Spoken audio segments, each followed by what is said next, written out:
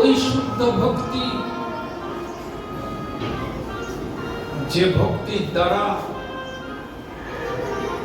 স্বয়ং জগন্নাথকে ভক্ত আপ্লুত করেছিল। ভক্তির টানে জগন্নাথ বলভদ্র দুই ভাই ওই ভক্তকে রক্ষা করার জন্য ছুটে গিয়েছিলেন। আজও পুরীধামে সেই নিদর্শন রয়েছে। আপনারা যারা পুরীধামে গিয়েছেন দর্শন করবেন, গরুড় স্তম্ভের পাশেই দুটি মূর্তি দেখতে পাবেন। দুটি মূর্তি ঘোড়ায় চড়া, দুটি মূর্তি ঘোড়ায় চড়ে আছেন এক জগন্নাথ আর একজন বলভদ্র। এটিকে দর্শন করলে ওই শুদ্ধ ভক্তির কথা স্মরণে আসবে। ওই মূর্তি দুটি দর্শন করলে এই জাগতিক বিষয় বাসনা আর আমাদেরকে স্পর্শ করবে না। আজও দুটি মূর্তি নিদর্শন হয়ে আছে পুরীধামে। এই লীলার দৃষ্টান্ত হয়ে আছেন। কেমন লীলা ছিল জগন্নাথ বলদেবের, যাদের কাছে ওই প্রেম ভক্তি, ওই শুদ্ধ ভক্তিটি আছে, যারা ওই প্রেমের সম্পদে ধনী হয়ে আছে, তাকে রক্ষা করার জন্য আজ স্বয়ং জগন্নাথ বলদেব ছুটেছেন ঘোড়ায় চড়ে।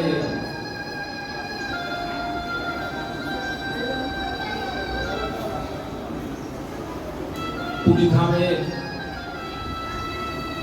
উড়িষ্যার রাজা পুরুষোত্তম, যিনি ভক্তি লাভ করেছেন,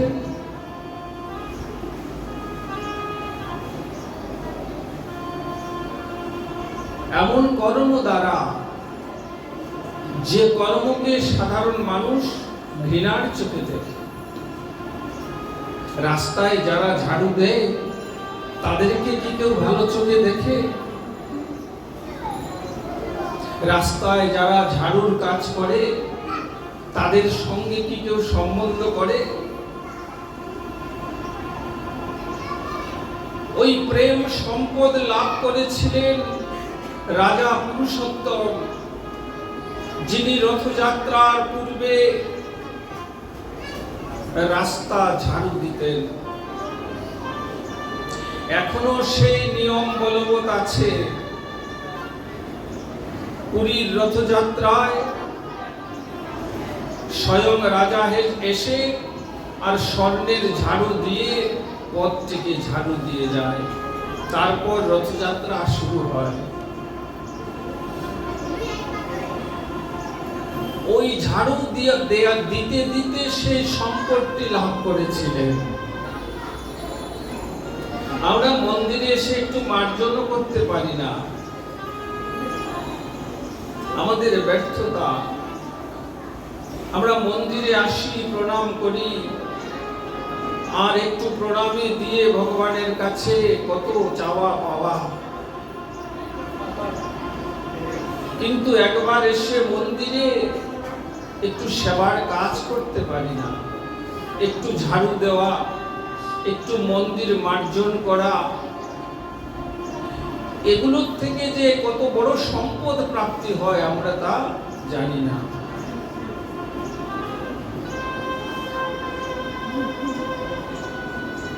সেই প্রাপ্তিটি হয়েছিল রাজা পুরুষোত্তমের,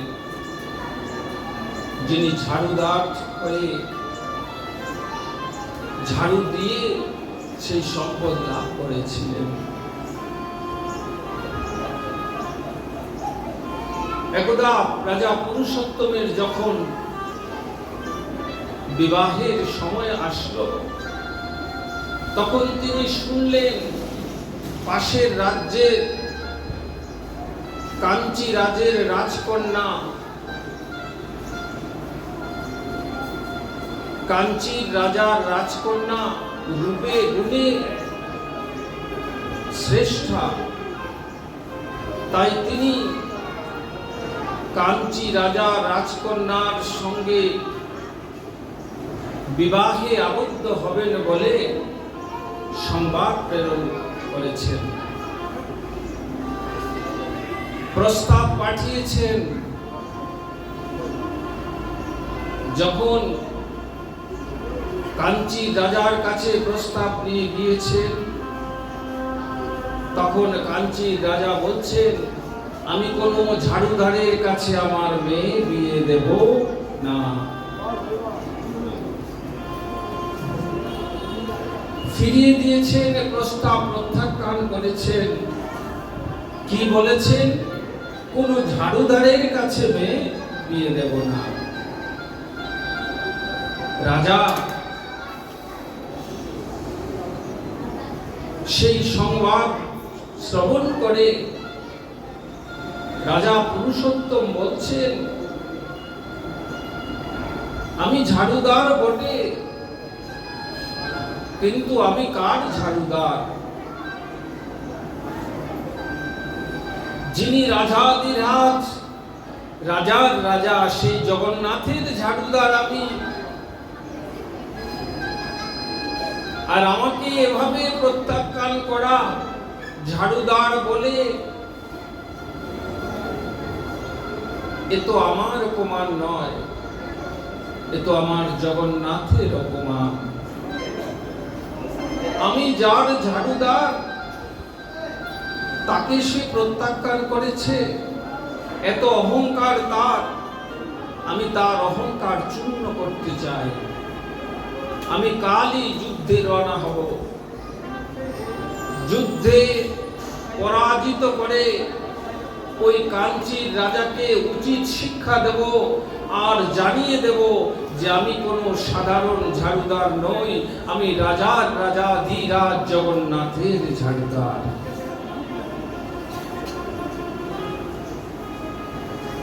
যথারীতি যুদ্ধের যাত্রা শুরু হলো। অনেক সৈন্য নিয়ে গেলেন রাজা পুরুষোত্তম, কিন্তু দুর্ভাগ্যবশত তিনি সেই যুদ্ধে জয়ী হতে পারলেন না। বিফল মনোরথ হয়ে ফিরে আসলেন। এসে রাত্রে গিয়ে জগন্নাথ মন্দিরে প্রবেশ করে, আর জগন্নাথের কাছে গলবস্ত্র হয়ে সাষ্টাঙ্গে ভূমিতে পড়ে, আর চোখের জলে বুক ভাসাচ্ছেন, আর বলছেন, হে জগন্নাথ, আমি তো তোমার ঝাড়ুদার। ওই রাজা আমাকে অপমান করে নাই, তোমাকে অপমান করেছে। তাই আমি যুদ্ধে গিয়েছিলাম, কেন আমি যুদ্ধে জয়ী হতে পারলাম না? তুমি আমাকে শক্তি দাও, কৃপা করো। আমি তোমার অসম্মান সহ্য করতে পারছি না। দ্বার বন্ধ করে রাজা জগন্নাথের গর্ভ মন্দিরে বিয়ে আর ভূমিতে লুটিয়ে পড়ে আছেন। আহার নিদ্রা ত্যাগ করে একদিন চলে গেল, দুদিন চলে গেল, তৃতীয় দিবসে ভক্ত বৎসল জগন্নাথ আর থাকতে পারলেন না।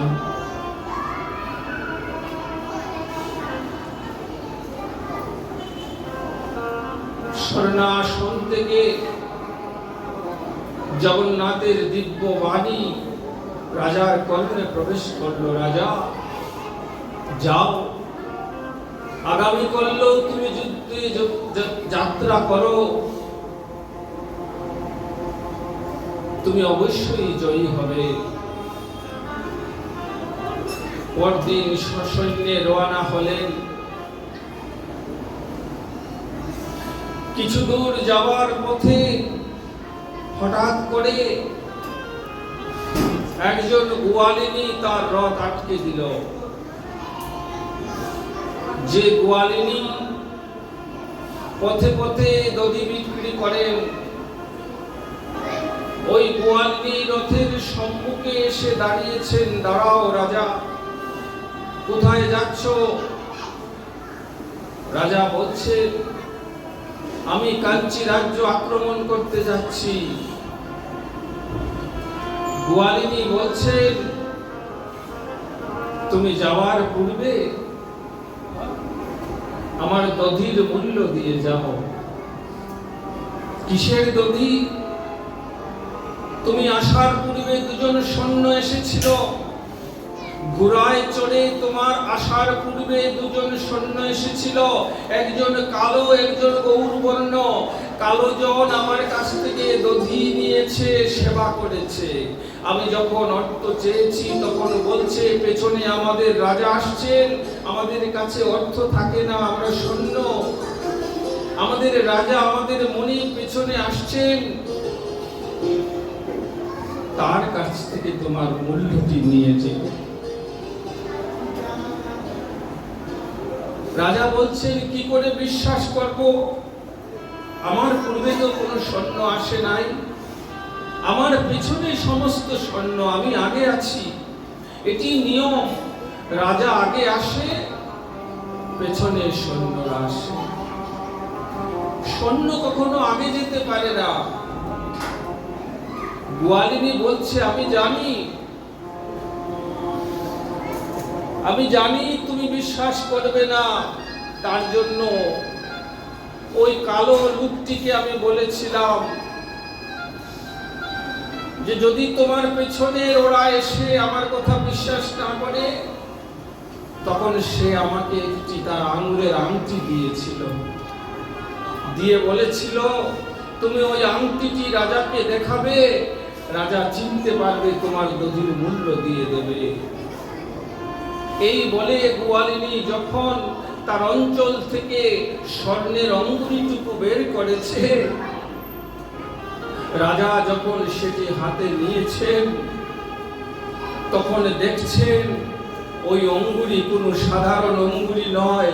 ওই অঙ্গুরী কিছুদিন পূর্বে তিনি জগন্নাথকে বানিয়ে দিয়েছিলেন, জগন্নাথের হস্তের সেই অঙ্গুরী। আর বুঝতে বাকি রইল না যে আমার আগে ঘোড়ায় চড়ে যুদ্ধ করার জন্য স্বয়ং জগন্নাথ এসেছিল। ঘোড়া থেকে নেমে রাজা পুরুষোত্তম ওই সাধারণ গোয়ালিনীর চরণে পড়ে আর বলছে, গোয়ালিনী তোমার এত ভাগ্য, গোয়ালিনী তুমি জানো তুমি কাকে দর্শন করেছ? যাকে এতদিন সেবা করে দর্শন করতে পারি নাই, তুমি সেই জগন্নাথকে দর্শন করেছ গোয়ালিনী। যাকে কোটি কোটি জন্ম তপস্যা করে পাওয়া যায় না গোয়ালিনী, তুমি তাকে দর্শন করেছ গোয়ালিনী। আমার বড় দুর্ভাগ্য গোয়ালিনী, আমি জগন্নাথকে দর্শন করতে পারলাম না। আমার কি মনে হয় জানো, আমার এই জীবনটি বৃথা চলে গেল, আমার কৃষ্ণ ভজন হলো না। হে গোয়ালিনী, তুমি পরম ভাগ্যবতী, তুমি জানো না তুমি কাকে দর্শন করেছো। স্বয়ং জগন্নাথ বলভদ্রকে তুমি দর্শন করেছো, যারা ঘোড়ায় চড়ে এসেছিল। তুমি আমার সর্বস্ব নিয়ে নাও। আমার মনে হচ্ছে তুমি যাকে দধি সেবা করিয়েছো, জগন্নাথকে দধি সেবা করিয়েছো, জগন্নাথ বলদেব তোমার কাছ থেকে দধি সেবা করেছে, তার মূল্য হিসেবে আমার মনে হচ্ছে যদি আমার সম্পূর্ণ রাজ্য তোমাকে দান করে দেই তবু আমার মনে তৃপ্তি হবে না।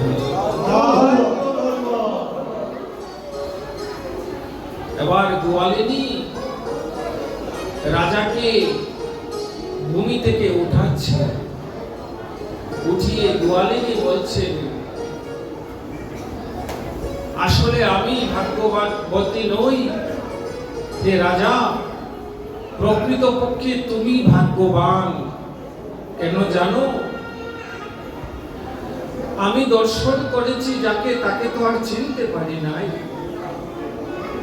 কিন্তু তোমার ভাগ্য দেখো, তোমার জন্য যুদ্ধ করার জন্য যে জগন্নাথ বলদেব আগে আগে ছুটছেন ঘোড়ায় চড়ে, তোমার ভাগ্যের কি আর সীমা আছে?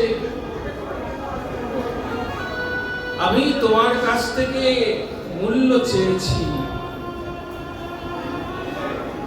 তোমার কাছ থেকে মূল্য নেব, কিন্তু আজ আমি আর অর্থকরী মূল্য নেব না। তোমার কাছে যে সম্পদ আছে, যে শুদ্ধ ভক্তি তোমার কাছে আছে, যে প্রেম তোমার কাছে আছে, যে প্রেমে আপ্লুত হয়ে, যে ভক্তিতে আপ্লুত হয়ে ভগবান তোমার জন্য যুদ্ধ করতে চলেছে, তোমার চরণের একটু ধুলি আমার শিরে দাও। ভক্তের চরণ ধুলি যদি আমার শিরে একবার নিতে পারি, তাহলে আমার জীবন ধন্য হয়ে যাবে।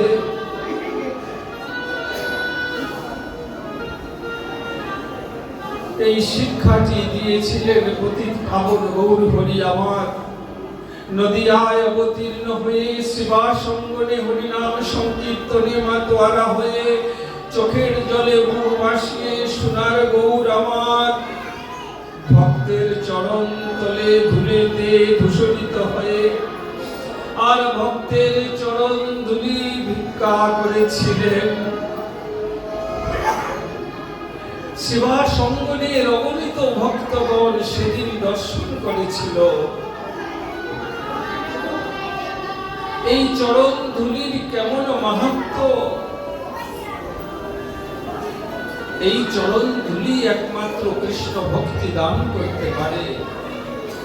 ভক্তের চরণ ধুলি যেটি স্বয়ং ভগবান নিজে যাচনা করেছিলেন, নিজে যেচে যাচনা করেছিলেন, অভিনয় করেছিলেন। প্রতিদিন নারদ ঋষি গোবিন্দকে দর্শন করতে যান। একদিন দর্শন করতে গিয়ে দেখছেন গোবিন্দ আমার বিষণ্ণ বদনে পালঙ্কে শুয়ে আছে। নারদ জিজ্ঞেস করছেন, প্রভু তোমার কি হয়েছে? প্রভু বলছেন, নারদ আমি সত্যি অসুস্থ হয়ে আছি, আমার জন্য ঔষধের ব্যবস্থা করো। নারদ ঋষি বলেছিলেন, তুমি ভগবান, তোমার আবার অসুখ কিসের? সত্যি নারদ, মাথার যন্ত্রণায় দেখো আমি মাথা তুলতে পারছি না, চোখ মেলে তাকাতে পারছি না, তুমি আমাকে দেখে বুঝতে পারছো না? নারদ বলছেন, প্রভু জানি না এ তোমার কেমন লীলা। সত্যি যদি তোমার মাথা ব্যথা হয়ে থাকে বলো, তার ঔষধ কি আমি তোমাকে এনে দেব। প্রভু বলেছিলেন, যাও নারদ, ভক্তের একটু চরণ ধুলি আমাকে এনে দাও। যদি কোনো ভক্তের চরণ ধুলি আমাকে দিতে পারো তাহলে আমার অসুখ সেরে যাবে। ছুটছেন নারদ ঋষি, ত্রিভুবন ঘুরে কোথাও চরণ ধুলি পাচ্ছেন না। মুনি ঋষি যোগীগণ, সাধক সিদ্ধগণ যার কাছে গিয়েছে তারাই বলছে, নারদ তুমি না পরম কৃষ্ণ ভক্ত, আমাদের চরণ ধুলি আমি গোবিন্দকে দেব। নরকেও বাস হবে না। বিফল মনোরথে যখন নারদ ফিরছেন, বৃন্দাবনের উপর দিয়ে যাচ্ছেন, বৃন্দাবনে তখন রাধারানী সহ গোপীগণ কৃষ্ণহারা হয়ে বিরহিণী গোপীগণ ঊর্ধ্বাকাশে বাহু তুলে হা কৃষ্ণ হা গোবিন্দ বলে যখন আহাজারি করছেন, তখন রাধবকে দর্শন করে সখীগণ বলছেন, রাধে ওই দেখ আমাদের প্রাণনাথের প্রিয় ভক্ত যাচ্ছে। কতদিন প্রাণনাথের কোনো খবর আমরা জানি না কেমন আছে, আজ একটু অন্তত খবরটা নেই, সংবাদটি অন্তত পাবো। নারদকে ডাকলেন, নারদ নিচে নেমে আসলেন। নারদ, বলো আমাদের প্রাণনাথের কি সংবাদ, আমাদের প্রাণনাথ সুস্থ আছেন তো? নারদ বলছেন, তিনি সুস্থ নয়, তিনি সুস্থ নন, তিনি অসুস্থ হয়ে আছেন। আমাকে বলেছেন ঔষধ রূপে কোনো ভক্তের চরণ ধুলি নিয়ে যেতে, কিন্তু আমি কোথাও কোনো ভক্তের চরণ ধুলি পাই নাই। সেদিন রাধারানী সহ সেই ব্রজগোপীগণ বলেছিলেন, নারদ আমাদের প্রাণনাথ অসুস্থ হয়ে আছে, আর তুমি বৃথা সময় বিলম্ব করেছ, তোমার অঞ্চল পেতে দাও, যত খুশি আমাদের চরণ ধুলি নিয়ে যাও, আমাদের প্রাণনাথকে আগে সুস্থ করে দাও। চেয়ে আছেন নারদ ঋষি, পরম কৃষ্ণ ভক্ত, গোপীগণদের দিকে চেয়ে আছেন। গোপীগণ, তোমাদের নরকের ভয় নাই? গোপীগণ বলছেন, আমাদের কোনোই ভয় নাই, কারণ আমরা মন প্রাণ সবকিছু অনেক আগেই প্রাণনাথের চরণে বিসর্জন দিয়ে দিয়েছি। এই দেহ আমাদের নয়, এই দেহ যার কাছে বিলিয়ে দিয়েছি, যার চরণে বিলিয়ে দিয়েছি, এই দেহ তার। আর নরকের কথা বলছো, আমাদের প্রাণনাথ যদি সুস্থ হয়ে যান, তাহলে আমরা অনন্ত নরক বাস করতেও রাজি আছি। প্রাণনাথের জন্য নরক বাস করতে আমরা রাজি আছি। তিনি যদি সুস্থ থাকেন, আমরা সুস্থ থাকব। তিনি যদি অসুস্থ হন, তাহলে আমরা কি করে সুস্থ থাকব? ধন্য তোমরা, নারদ ঋষি বলেছিলেন, তোমরাই ধন্য। আজ তোমরা প্রমাণ করে দিলে প্রকৃতপক্ষে তোমরাই কৃষ্ণ ভক্ত, যারা সর্বস্ব দান করতে পেরেছে। নিয়ে গেলেন যথারীতি সেই ধুলা গোবিন্দের অঙ্গে মেখে, গোবিন্দ স্বর্ণের পালঙ্ক থেকে হাসি মুখে উঠে বসলেন। উঠে বসে বললেন, নারদ তুমিও তো আমার ভক্ত ছিলে, আমি যখন চরণ ধুলি চেয়েছিলাম, তুমি তো আমাকে একটু চরণ ধুলি দিতে পারতে। মস্তক হেট করে বসে আছেন নারদ ঋষি। প্রভু, তোমার কেমন লীলা! সেদিন নারদ ঋষি বুঝতে পেরেছিলেন, আগত কলির যুগে গোবিন্দ আমার ভক্ত ভাব অঙ্গীকার করে আসবেন, ভক্ত হয়ে আসবেন, আর সেবা সঙ্গ এসে ভক্তের ধুলি অঙ্গে মাখবেন, আর ভক্তের চরণ ধুলি মস্তকে গ্রহণ করে সমস্ত কলির জীবকে ভক্তের শিক্ষা, ভক্ত সঙ্গের শিক্ষা দান করবেন। এই কলির জীব এইভাবে ভক্ত সঙ্গ করো, ভক্তের সঙ্গে প্রেমালিঙ্গন করো, ভক্তের চরণ ধুলি মস্তকে ধারণ করো, তাহলে কি হবে জানো? শেষের দিনে তোমার আর চিন্তা করতে হবে না। প্রভু আমার বলছেন, জানো আমি গীতায় বলেছিলাম অর্জুনকে, আমাকে পাওয়ার সহজ সরল মন্ত্র, অর্জুনকে উপলক্ষ করে জগৎবাসী জীবকে আমি জানিয়েছিলাম আমাকে পাওয়ার একটি সহজ সরল মন্ত্র।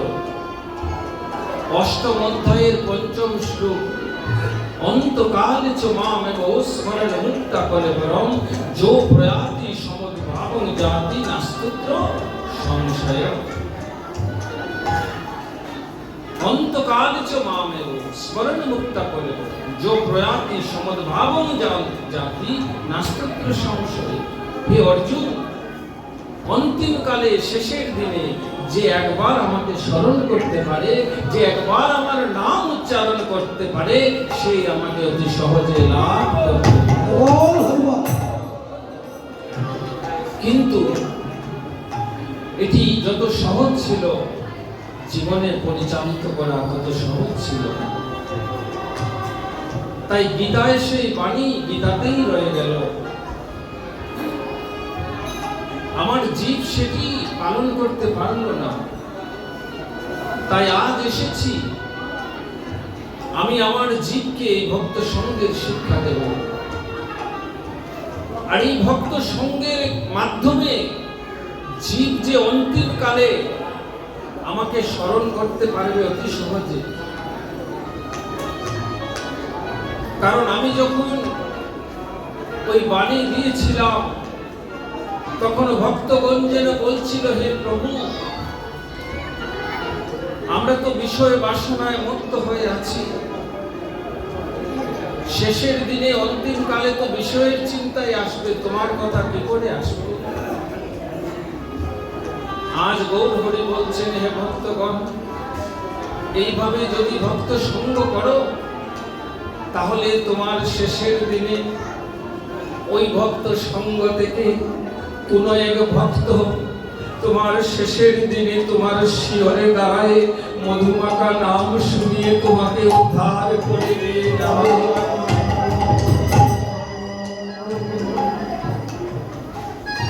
ভক্ত বলছে, প্রভু, আমি তো ভক্ত সঙ্গ করতে পারি না।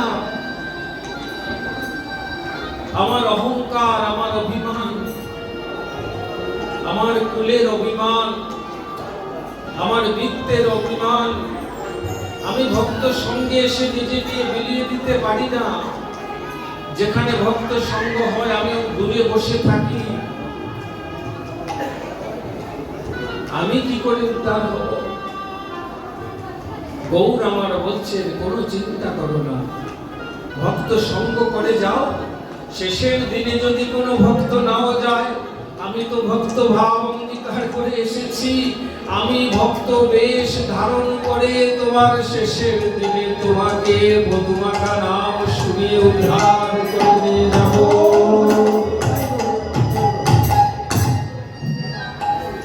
ভক্ত সঙ্গ করো। আর কি করবে জানো? ভক্তের চরণ ধুলি মস্তকে ধারণ করবে। যেমন আমি ভগবান হয়ে আজ সেবা সঙ্গনে ভক্তের চরণ ধুলি মস্তকে ধারণ করছি। কেন জানো? কলির জীবকে শিক্ষা দেওয়ার জন্য। এই কলির জীব এইভাবে নিয়ত যদি ভক্তের চরণ ধুলি মস্তকে ধারণ করতে পারো, তাহলে শেষের দিনে ওই ভবনদীর ঘাটে যখন যাবে, তখন ভবনদীর ঘাটে গেলে তোমাকে যে পার করবে সে তোমার কাছে করি চাইবে। করি দিতে না পারলে ভবনদী পার করবে না। কিন্তু সেদিন আমি একটি নতুন ঘাট বানিয়ে তরি নিয়ে বইটা হাতে সেই ঘাটে থাকবো। আর যে ভক্তগণ আমার ভক্তের সঙ্গ করেছে, যারা আমার হরিনাম সংকীর্তনে এসে ভক্তের চরণ ধুলি মস্তকে ধারণ করবে, সেদিন আমি তাদেরকে ডেকে ডেকে নিয়ে আসবো। আসো ভক্ত, তুমি আমার ভক্তের সঙ্গ করেছো, তুমি আমার ভক্তের চরণ ধুলি মস্তকে ধারণ করেছো, তাই আজ আমি নিজে করে নিয়ে বইটা হাতে তোমাকে ভবনদী পার করে নিয়ে যাওয়ার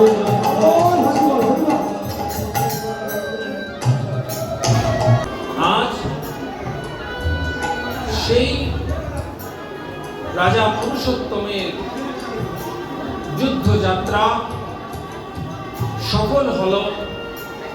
স্বয়ং জগন্নাথ বলদেব নিজে ঘোড়ায় চড়ে তারা রাজা যাবার পূর্বে তারা কাঞ্চি রাজ্যে গিয়ে যুদ্ধ করে আর ওই কাঞ্চি রাজাকে বন্দী করে রেখে দিয়েছে। আর পুরুষোত্তম রাজা যখন গিয়েছেন তখন গিয়ে দেখছেন যে কাঞ্চির রাজা বন্দী হয়ে আছে। সমস্ত সৈন্যগণ তাদের অস্ত্র ফেলে দিয়ে তারা আত্মসমর্পণ করেছে। রাজা বলছেন, কে এসে এগুলো করলো? কাঞ্চির রাজা বলছেন, হে রাজা, তোমার ওই দুটি সৈন্য কোথায় গেল? তাদেরকে একবার আমাকে দেখাও। এমন নিপুণ যুদ্ধ আর কোনোদিন দেখি নাই। তারা চোখের পলকে আমাদেরকে পরাস্ত করে আর আমাকে এখানে বেঁধে রেখে গিয়েছে।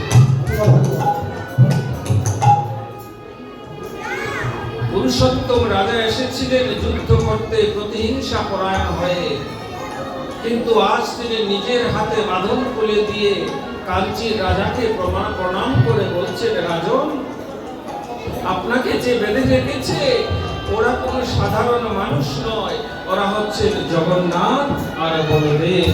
দুজন এসেছিলেন সৈন্য বেশ ধারণ করে আমার জন্য যুদ্ধ করার জন্য। তারাই আপনাকে বেঁধে রেখেছে। তাই আপনি পরম ভাগ্যবান।